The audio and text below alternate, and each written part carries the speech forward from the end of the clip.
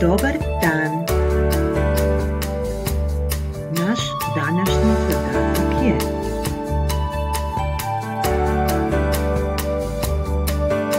prepričavanje po nizu slika.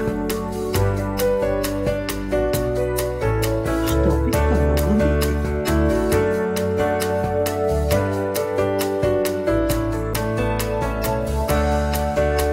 Kada promatramo sliku po sliku, te opisujemo što vidimo na pojedinoj slici,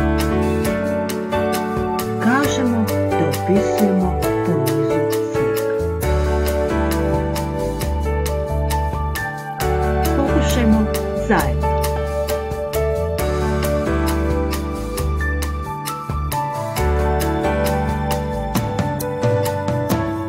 Sunčan je dan.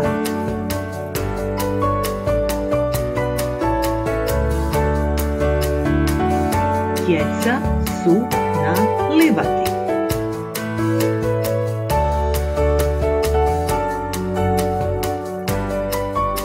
Igraju nogomet.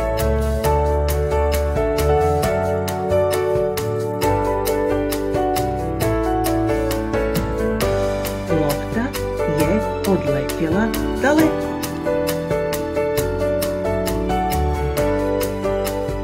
Djeca su tužna jer se lopta izgubila.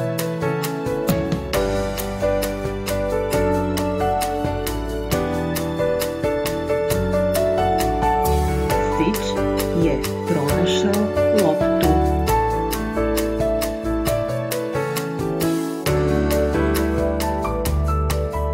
Vratio je loptu tužnoj djeci.